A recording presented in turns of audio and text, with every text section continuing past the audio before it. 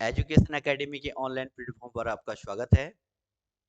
हमारी उत्तराखंड की क्लासेस जो है निरंतर आगे बढ़ रही है। हमने पिछली कक्षा में प्राक ऐतिहासिक काल के बारे में पढ़ा था कि प्राक ऐतिहासिक काल क्या होता है, ठीक है, कितने भागों में उसको विभाजित किया गया है, सर्वेयर कौन कौन से थे, ठीक है, गुफा चित्रांकन काल क्या है, निम्न पुरा पाषाण काल क्या है, मध्य पुरा पाषाण काल क्या है, उत्तर पुरा पाषाण काल क्या है, ये सब हमने जो है पढ़ चुके हैं।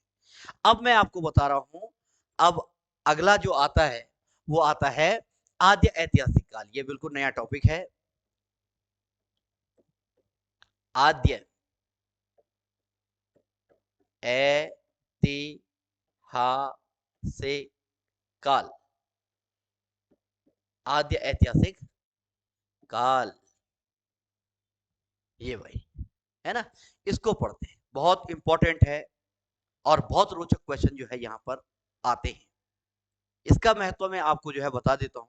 कई बार जो है वो पूछ लेता है कि भाई बताइए कि जो आद्य ऐतिहासिक काल की जो शुरुआत उत्तराखंड में है वो किस काल से या किस युग से मानी जाती है, तो उसका आंसर आता है ताम्र युग, या जो है कॉपर एज के नाम से जब जानते हैं तो वो है। फिर क्वेश्चन पूछता है कि उत्तराखंड में सबसे पहले जो है किस स्थान से जो है तांबे के प्रथम अवशेष प्राप्त हुए, सबसे ज्यादा ताम्र मानव आकृतियां किस स्थान से प्राप्त हुई, ठीक है, भूसे चिन्ह स्वल्प ठेकरे हस्क मार्ग कहते हैं जिनको, या हम यूं भी कह सकते हैं कि प्राचीन मानव के द्वारा जो है धान की खेती का पहला प्रमाण किस स्थान से मिला। ये इतने इंपॉर्टेंट क्वेश्चन आते हैं यहाँ से, ठीक है। तो इन क्वेश्चनों को हम जो है इस टॉपिक के अंतर्गत जो है क्लियर करेंगे, है ना। तो मैंने इसका महत्व बता दिया, बहुत अच्छे क्वेश्चन पूछे जाते हैं और हम इसको जो है सिस्टमैटिक पढ़ने जा रहे हैं। सबसे पहली बात, इसके जो अन्य नाम है, इस काल के जो अन्य नाम, अन्य नाम भाई, है ना, अन्य नाम क्या है। तो सबसे पहले तो इस काल को कहा जाता है धात्विक काल, यानी कि धातु का प्रयोग मानव ने जो है सीख लिया था।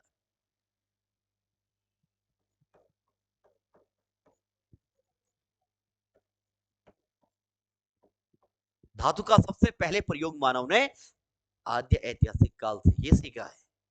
इससे पहले तो पाषाणीय युग था, पत्थरों में रहता था, पत्थरों का प्रयोग करता था। बुद्धि विकास तो खैर वहां भी हो गई थी, पत्थरों के हथियारों का प्रयोग करना सीख लिया था मानव ने।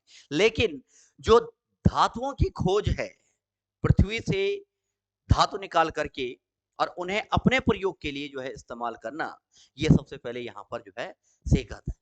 तो धात्विक काल के नाम से इसको जानते हैं। दूसरा जो है, इस काल को कहा जाता है सभ्य मानव का पहला काल। भाई मानव ने अपनी सभ्यता की पहचान देनी शुरू कर दी थी, है ना। सभ्य मानव का प्रथम काल, सभ्य मानव का प्रथम काल के नाम से जो है इस काल को जो है जाना जाता है। सभ्यता के साथ जो है मानव ने यहाँ पर गुजर बसर करना सीख लिया था, और मानव ने जहां पर रहा उनको जो है लिख करके जो है अपने बारे में जो है कहना शुरू कर दिया था। तो इसको जो है स्क्रिप्ट पीरियड, या हम ये कह सकते हैं कि लिपिक काल भी कहा जाता है। लिपिक का मतलब होता है कि मानव ने जो है लिखना पढ़ना सीख लिया था, यहाँ से लिखना सीखना लिखना शुरू कर दिया था, ठीक है ना। तो लिपियों का जनक काल भी कहा जाता है, लिपियों का जनक काल इसको कहा जाता है। यहाँ पर लिपियां जो है शुरू हो गई थी, मानव जब जब रहा जहां पर रहा। अभी तक प्राक ऐतिहासिक काल में प्रॉब्लम क्या हो रही थी कि मानव के बारे में तो जानकारी मिल रही थी कि हथियार मानव ने ही बनाए, लेकिन कब बनाए, किस पर्पज पर बनाए, उसके बारे में लिखित विवरण का जो है घोर अभाव था। यहाँ पर ऐसी प्रॉब्लम नहीं है, मानव ने जो है लिखना शुरू कर दिया था, तो वहीं से इसकी परिभाषा भी बनी हुई है, ठीक है। यहीं से जो है मुख्य रूप से इसकी परिभाषा भी बनी हुई है। सबसे पहले मैं इसको जो है अन्य नाम लिखवा देता हूं, उसके बाद मैं परिभाषा इसकी जो है लिख करके आपको बता दूंगा। इसको कहा जाता है कि प्राक, प्राक तथा प्राक तथा आद्य प्राक तथा ऐतिहासिक काल के मानव का संधिकाल, दोनों के गुण थे। इस मानव में जो है दोनों के गुण थे।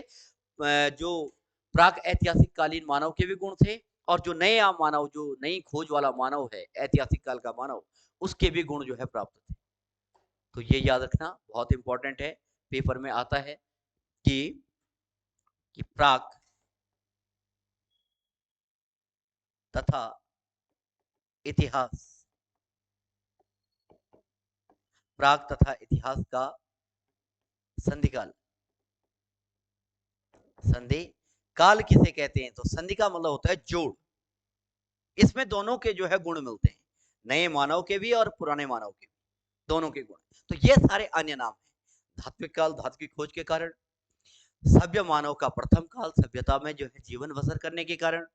लिपियों का जनक काल, लिपियां जो है मुख्य रूप से मानव ने सीख लिए थे लिखना पढ़ना, तो ये जनक काल कहते हैं।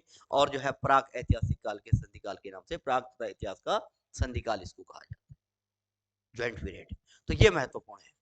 अब परिभाषा क्या है इसकी? तो परिभाषा जो है इधर समझिएगा। हम ये कह सकते हैं कि जो है, हम क्या, इस काल की परिभाषा होती है कि मानव के लिखित इतिहास का ऐसा भाग, मानव ने जो इतिहास लिखा उसका एक भाग ऐसा रहा, ठीक है, मानव के लिखित इतिहास का ऐसा भाग जिसे आज तक जो है पढ़ने में सफलता प्राप्त नहीं हुई है, जिसे आज तक पढ़ा नहीं जा सका है, ठीक है। तो उस काल को जो है कहा जाता है आद्य ऐतिहासिक काल।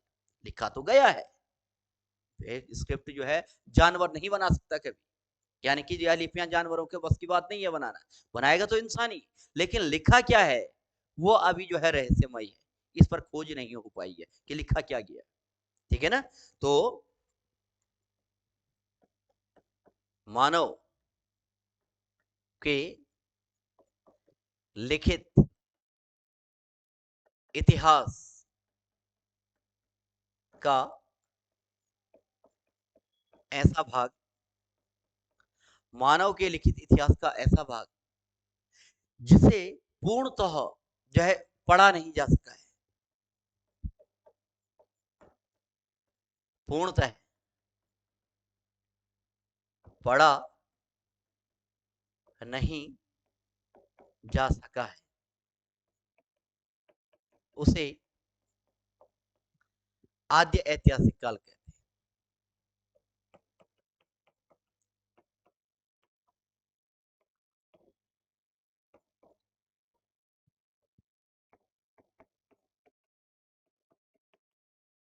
उसे आद्य ऐतिहासिक काल कहा जाता है। बहुत सारी चीजें ऐसी हैं जो मानव ने लिखने की कोशिश तो की है, लेकिन मानव बुद्धि विकास में जो है यहां तक पहुंच नहीं हो पाई है कि लिखा क्या गया है, इस पर प्रकाश नहीं पड़ पाया है। तो उसको भी आज जो है एक रहस्यमयी जो है लिखित लेख कहा जाता है, रहस्यमयी। तो जो है इसको कहा जाता है आद्य ऐतिहासिक काल, जिसको पढ़ा नहीं गया है। ये इसकी परिभाषा है और ये इसके अन्य नाम, पहचान के आधार पर इसके नाम जो है ये लिखे। अब हम इसमें आगे जो है आद्य ऐतिहासिक काल का वर्गीकरण करते हैं। वैसे तो जब हम जो है इंटरनेशनल हिस्ट्री या नेशनल हिस्ट्री के हिसाब से पढ़ते हैं, तो जो है इसमें धातुओं का वर्गीकरण होता है कि कौन कौन सी धातुएं जो है ढूंढी गई, ठीक है। लेकिन उत्तराखंड में इसको थोड़ा सा जो है कुछ पॉइंट्स के अंतर्गत जो है पढ़ा जाता है, और उसी पॉइंट्स को जो है मैं यहाँ पर जो है जिक्र कर रहा हूँ। वो जो है यशवंत सिंह कटौच की किताब के अनुसार हैं, और वहीं से ज्यादातर क्वेश्चन भी बनते हैं कि आदि इतिहास काल को पढ़ने के जो है 5 तरीके, 5 प्रकार से जो है 5 पॉइंट्स के अंतर्गत इसको पढ़ा जा सकता है, ठीक है। एक आधार है पढ़ने का, तो हम इसको पढ़ेंगे।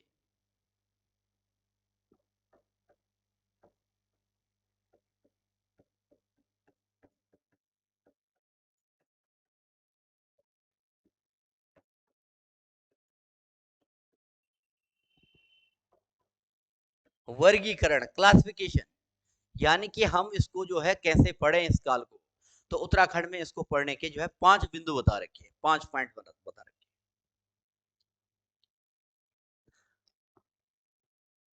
सबसे पहले ताम्र निखात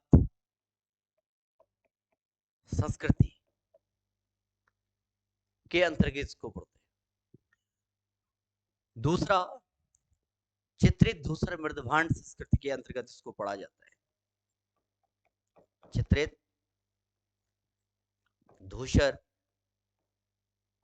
मृदभांड, मिट्टी से बने हुए ऐसे बर्तन जिन पर चित्र बने हुए, मिट्टी के वह बर्तन जिन पर जो है चित्र बने हुए हों, उनको कहा जाता है चित्रित धूसर मृदभांड, है ना। तो जो है ये हो जाता है। इसके बाद आता है महापाषाणीय, महापाषाणीय कप मार्क संस्कृति, कप मार्क्स संस्कृति, इसको भी संस्कृति के अंतर्गत रख लिया गया है। कप मार्क्स क्या होते हैं, कहां से ढूंढेंगे, क्या किस प्रकार से है, ये मैं आपको अभी चर्चा के दौरान जो है बता दूंगा, लेकिन अभी इसको पॉइंट्स को लिखिए आप। अगला जो है हम इसको पढ़ते हैं कि महापाषाणीय समाधान संस्कृति, बहुत इंपॉर्टेंट है। महापाषाणीय समाधान संस्कृति के अंतर्गत इसको पढ़ा जाता है। और लास्ट पॉइंट जो इसके अंतर्गत जो है पढ़ सकते हैं, लास्ट पॉइंट जो है इसके अंतर्गत पढ़ा जाता है कि जो है ये जो है प्राचीन नगरीय संस्कृति, प्राचीन यानी कि अब हम जो है लौह काल, ताम्र काल से शुरू होकर के धीरे धीरे धीरे जो हम पॉइंट्स पढ़ेंगे, हम नगरीय संस्कृति पर इसको जो है समाप्त कर देंगे। यानी कि मानव ने जब जो है नगरों में, समूह में, एक सभ्यता के साथ जो है रहना शुरू कर दिया था, और प्रॉपर व्यवस्थित इतिहास जब शुरू होता है मानव का, वहां तक जो है हम इसको पढ़ेंगे। तो इन पॉइंट्स के अंतर्गत जो है हम यहाँ पर चर्चा करने वाले हैं आगे, है ना। तो इसको नोट करें आप, महत्वपूर्ण है। अब मैं इसमें जो है आगे आपको बता रहा हूं कि सबसे पहले ताम्र निखात संस्कृति किसको कहते हैं।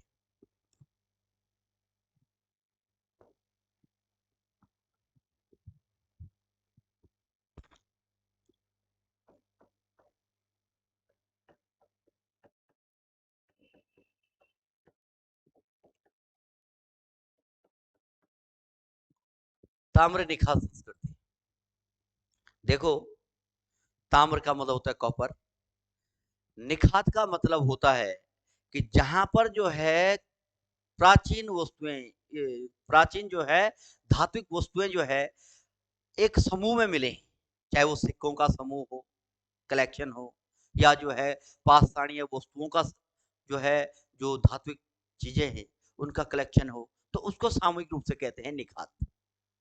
ठीक है ना। तो प्राचीन धात्विक जो वस्तुएं मिली हैं, धात्विक वस्तुएं, उनके जो है समूह को कहा जाता है निखात भाई, है ना। तो यहाँ पर जो है कुछ तांबे के जो है समूह में कुछ चीजें मिली, है ना। तो उन वस्तुओं को जो है मुख्य रूप से निखात के नाम से जाना गया है। तो ताम्र निखात का मतलब होता है कि धात्विक समूह को कहते हैं, मतलब कुल मिलाकर निखात कहते हैं।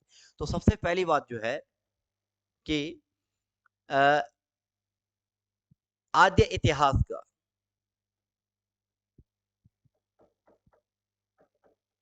आद्य इतिहास का यह पहला काल है, आद्य इतिहास का यह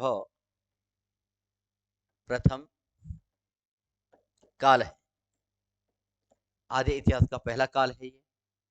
यहां से हम आद्य इतिहास काल को पढ़ना जो है व्यवस्थित रूप से शुरू करते हैं। ठीक है। क्वेश्चन ये पूछा जाता है कि उत्तराखंड में सबसे पहले ताम्र वस्तुओं की, प्राचीन मानव के ताम्र वस्तुओं की खोज किस स्थान से हुई थी। तो इसका आंसर आता है कि उत्तराखंड में प्राचीन ताम्र वस्तुओं की प्राचीन ताम्र वस्तुओं की खोज खोज सर्वप्रथम, प्राचीन ताम्र वस्तुओं की खोज सबसे पहले सर्वप्रथम बहादुराबाद हरिद्वार से शुरू हुई थी। बहादराबाद,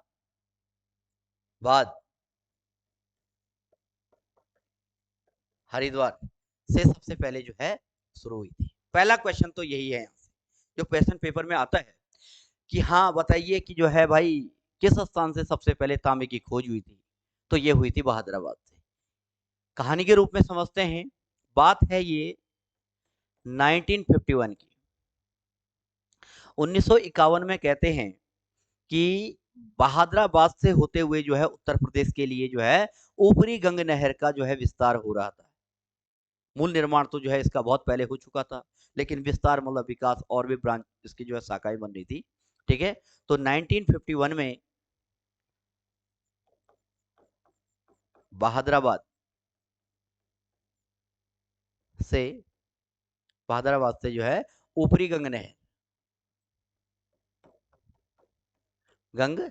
नहर जिसको हम जो है अपर गंगा कैनाल के नाम से जो है जानते हैं, है ना। अपर गंगा कैनाल का जो है निर्माण हो रहा था, इसको कहते हैं ऊपरी गंग नहर। ये जो है निर्माण क्या, इसका विकास हो रहा था, इसकी एक शाखा बन रही थी। ठीक है, इसी दौरान जो है बहादुराबाद हरिद्वार से ऊपरी गंग नहर की जो है खुदाई के दौरान, ठीक है, ऊपरी गंग नहर का निर्माण निर्माण हो रहा था और इसी दौरान जो है विशेष जो है प्राचीन ताम्र मानव प्राचीन जो है ताम्र वस्तुएं, प्राचीन मानव की जो है तांबे की वस्तुएं जो है वहां से प्राप्त हुई है।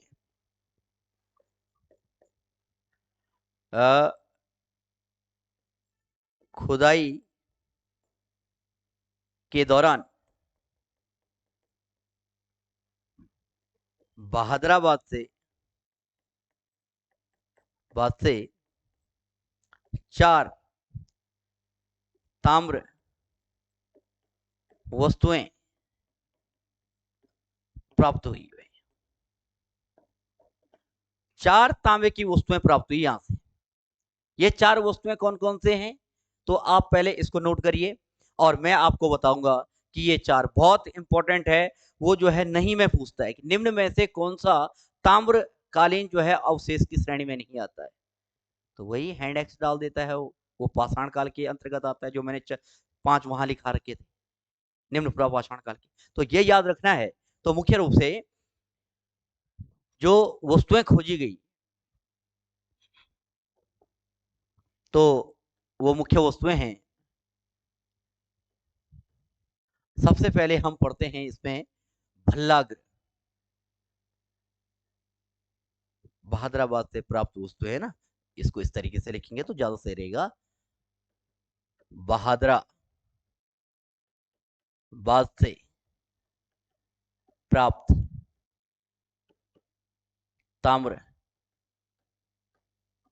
वस्तुएं कौन कौन से, पहला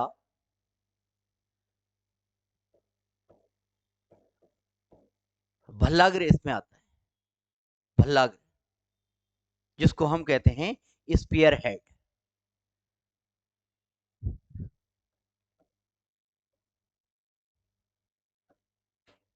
स्पीयर हेड कहते हैं, ये मिला है यहां से भल्लाग्र। दूसरा आता है वासियो, जिसको कहा जाता है सेल्ट,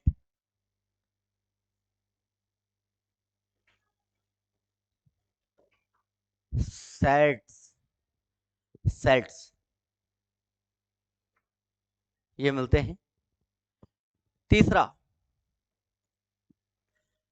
कॉपर बेंगल्स, यानी कि हम ये कह सकते हैं ताम्र चूड़ियां, जो बड़े बड़े छल्ले थे इनका नाम रखा गया ताम्र चूड़ियां या copper bangles. Copper copper bangles ये मिले। इसके अलावा जो है जो छोटे छल्ले मिले, ताम्र अंगूठियां, ताम्र अंगूठियां यहां से मिली हैं, जिसको कहा जाता है कॉपर रिंग्स,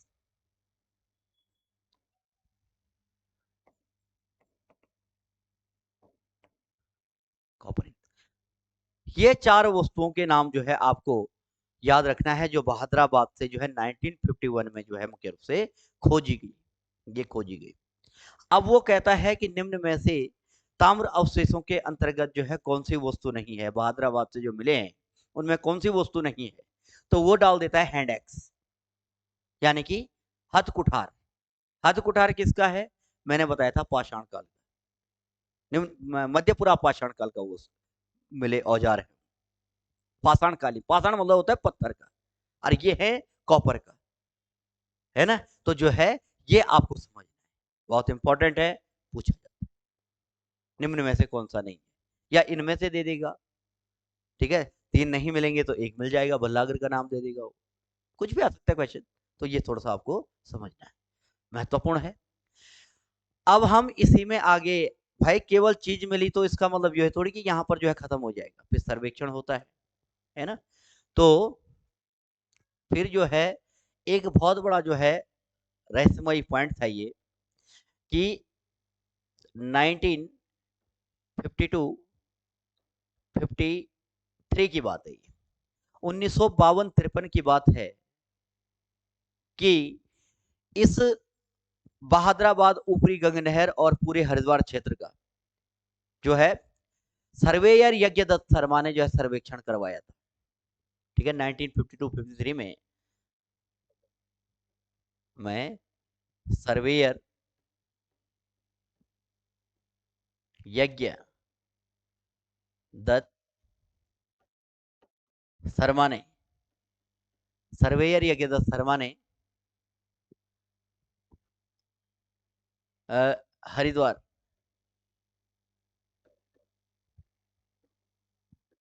हरिद्वार के आसपास के क्षेत्रों का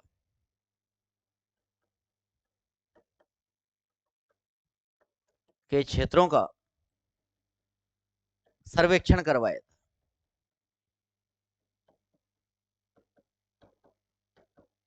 क्वेश्चन पूछा जाता है ये कि जब जो है तांबे के अवशेष हरिद्वार से प्राप्त हुए तो उसका सर्वेयर कौन था, उसके बाद जो है वहां पर सर्वेक्षण किसने करवाया था, तो यज्ञ दत्त शर्मा ने, है ना। तो जो है मुख्य रूप से ये थे। तो आश्चर्य की बात ये रही कि कहीं से भी जो है वहां से जो है तांबे के अवशेष नहीं मिले, वहां कहीं भी जो है तांबे के ना तो खान मिली, ना खनन मिला, ना जो है वहां पर जो है और वस्तुएं मिली, सिर्फ ये चीजें मिली। तो जो है कयास लगाया गया कि हो सकता है प्राचीन मानव ने खेतड़ी राजस्थान से जो है कॉपर प्राप्त किया गया होगा, यानी कि जो तांबा प्राप्त किया होगा, वस्तुएं बनाई और यहाँ पर छोड़ दी।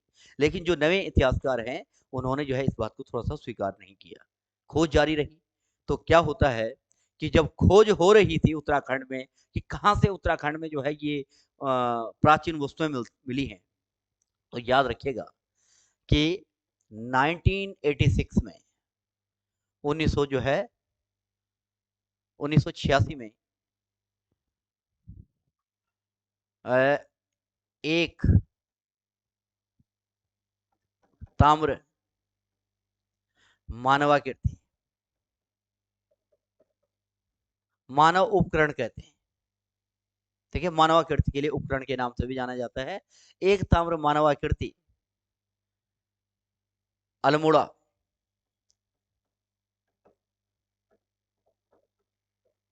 से प्राप्त हुआ।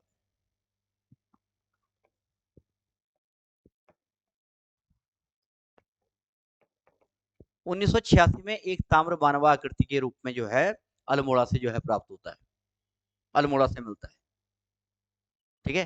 तो फिर जो है अल्मोड़ा के आसपास के क्षेत्रों का सर्वेक्षण किया गया, पूरे अल्मोड़ा क्षेत्र के आसपास जो भी बेल्ट आती हैं, बागेश्वर, अल्मोड़ा, पिथौरागढ़ वगैरह जो है, इस क्षेत्र का सर्वेक्षण किया गया। तो आश्चर्य की बात ये रही कि जो है 1989 में 1989 में 1989 में उसको ढंग से लिखें, 1989 में बनकोट पिथौरागढ़ से सर्वाधिक 8 ताम्र मानव आकृतियां जो है प्राप्त की गई, बनकोट, पिथौरागढ़, पिथौरागढ़ से सर्वाधिक 8 ताम्र मानवाकृति प्राप्त हुई। ताम्र मानवाकृतियां सबसे ज्यादा है। एक स्थान से मिलने वाले तांबे के मानव आकार जो यहाँ पर जो है मिले हैं वो बनकोट पिथौरागढ़ से 1989 में ढूंढे गए। सबसे पहले जो हरिद्वार में जो है 1986 में ढूंढा गया था।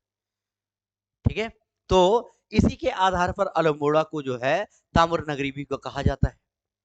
ठीक है, इसी आधार पर जो है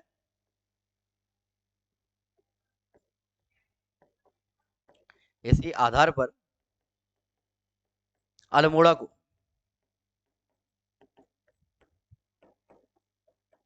को ताम्र नगरी कहा जाता है। तांबे की नगरी जो है कहते हैं। सबसे ज्यादा तांबा का भंडार जो है अल्मोड़ा से मिलता है ना। तो ये महत्वपूर्ण चीजें हैं जो आपको जो है मुख्य रूप से समझनी है भाई यहाँ से। ठीक है, और जो ये मानव आकृतियां हैं, जो ताम्र आकृतियां हैं, तो ये जो है मुख्य रूप से अब मैं इसके बाद जो है आपको बता रहा हूं, थोड़ा सा ये भी समझ लें आप कि बीडी शर्मा ने जो है इन ताम्र आकृतियों को, जो तांबे के अवशेष मिले हैं,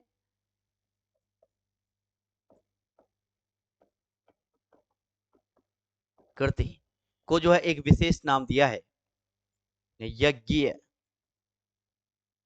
यज्ञ कुठार।